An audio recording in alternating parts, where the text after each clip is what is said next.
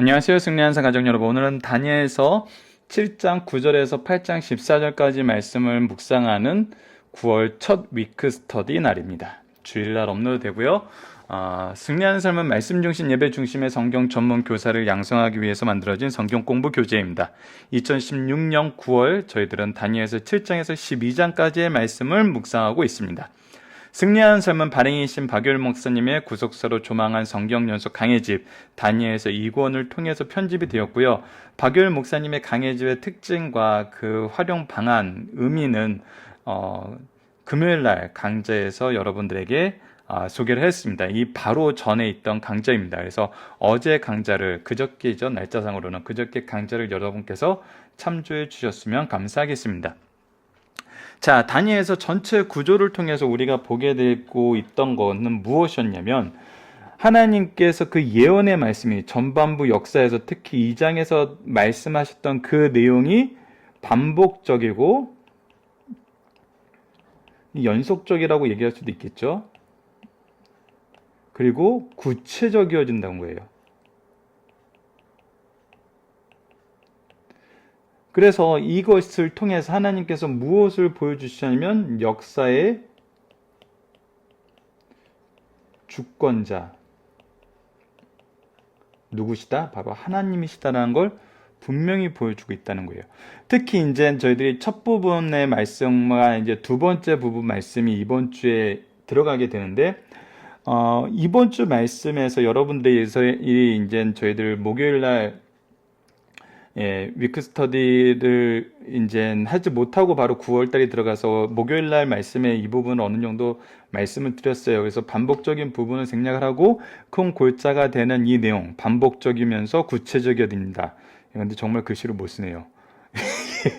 써놓고도 제가 못 알아보겠네요. 반복적이고, 이게 죄송합니다.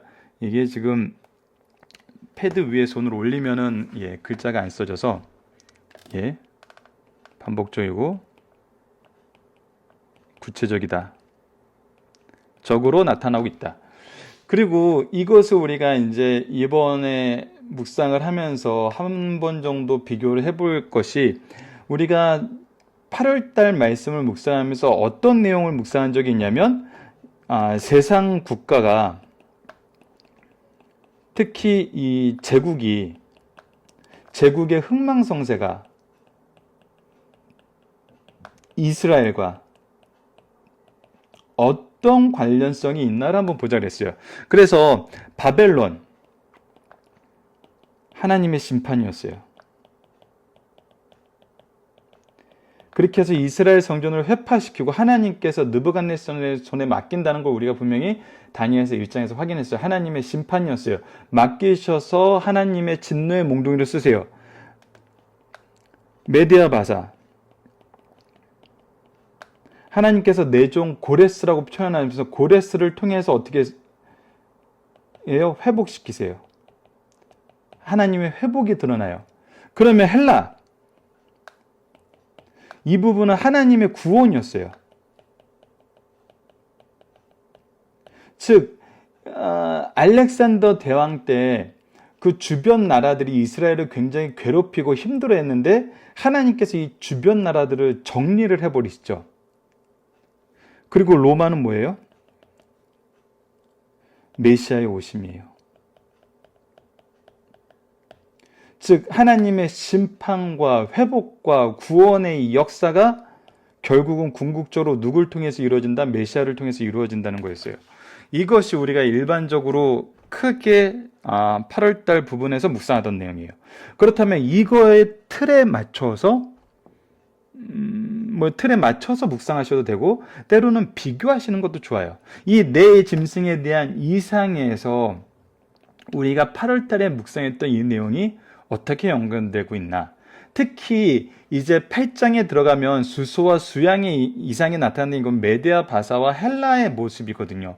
그래서 이 내용이 굉장히 구체적으로 우리는 지금 하나님의 구원만 말한 건지 알았는데 큰 틀에서는 알렉산더 대왕을 통해서는 그것을 이루시지만 하나님께서 이 수염소에 대해서 더 구체적인 내용을 얘기하시고 이것이 이스라엘 역사의 어떻게 반영되는지를 좀 더 구체적으로 소개를 해주고 있어요. 그래서 그 안에 무엇이 드러나냐면 하나님의 구원의 계획이 항상 이 하나님의 심판과 회복 속에서 우리를 계속 연단시키고 계시고, 이 심판과 회복을 통한 구원의 내용을 하나님의, 즉 이거를 뭐라고 설명할 수 있냐면 바로 하나님의 구속사라고 표현할 수 있죠. 이 구속사를 우리에게 어떻게 해요? 반복적이고 더 구체적으로 소개해주고 있다는 거예요. 그래서 이것은 단편적인 하나님의 역사의 흐름을 소개하기 위한 어떤 역할을 한 데를 넘어서 이 제국들이 무엇을 설명하고 있어요? 하나님의 구속사의 역사심의 그 내용과 방법을 소개하는 데 사용되고 있어요. 물론 주는 어디예요? 하나님의 언약의 민족인 이스라엘이고, 이 이스라엘을 통해서 오시는 예수님의 구속의 성취가 바로 이 구속사의 핵심이죠. 그러나 하나님께서는 이 외 모든 것들도, 세상을 통치하시는 이 모든 것이 무엇을 중심으로 움직이고 있냐면 바로 예수 그리스도의 구속을 중심으로 움직이고 있고, 이것을 이 제국들을 통해서 어떻게 우리에게 가르쳐 주고 계시는지를 우리가 발견할 수 있다는 거예요. 그래서 이번 주 말씀을 통해서, 또 전체 우리 9월달 말씀을 통해서 우리가 이 부분을 묵상해 보자는 거죠. 그래서 이 내용을 우리가 이번 주에도 좀 더 깊이 있게 묵상하고 깊이 있게 적용하여서 이 예언의 말씀에서 어떤 현상에 대해서 일반화시키는 것은 굉장히 어려움이 있어요. 그리고 위험해요. 일반화시키는, 이 현상을 일반화시키는 거. 그래서 우리가 이제 지난 금요일 날 말씀에서도 묵상했던 게 무엇이죠? 이 10개의 뿔이 뭐다? 뭐 이유다. 이런 식으로 해석해서 일반화시켜 버리는 것은, 현상을 일반화시키는 것은 굉장히 틀릴 가능성이 많아요. 그래서 우리가 이 예언의 말씀을 볼 때 현상을 일반화시키는 것으로 보는 것이 중요한 것이 아니라, 다시 한번 얘기하지만 하나님께서는 이 예언의 말씀을 통해서 무엇을 가르쳐 주는다? 반복적이고 구체적으로 무엇을 가르쳐 준다? 구속사를 가르쳐 주신다. 그래서 이 구속사가 가지고 있는 의미를 아는 것이 중요하죠. 이 의미는 분명하게 드러나요. 현상은 우리가 이해할 수 있는 수준에서 설명을 해주기 때문에 일반화시키기엔 어려움이 있어요. 왜? 우리 수준을 못 벗어나니까. 근데 하나님께서는 우리의 수준과 우리의 기준에서 무엇을 분명하게 알게 하시냐면 바로 구속사의 의미를 바로 알게 하세요. 그래서 우리가 의미에 집중해서 이 예언서를 보는 것이 본래 의미, 본래 하나님의 뜻을 우리가 더 깊이 묵상할 수 있는 그런 방법이란 거죠. 우리가 현상을 일반화하는 데 집중을 하고 이 말씀을 보면은 하나님을 때로는 무시해요. 하나님을 외면해버려요. 그래서 이것은 굉장히 예언서의 말씀을 볼 때는 우리가 가장 주의해야 되는 부분.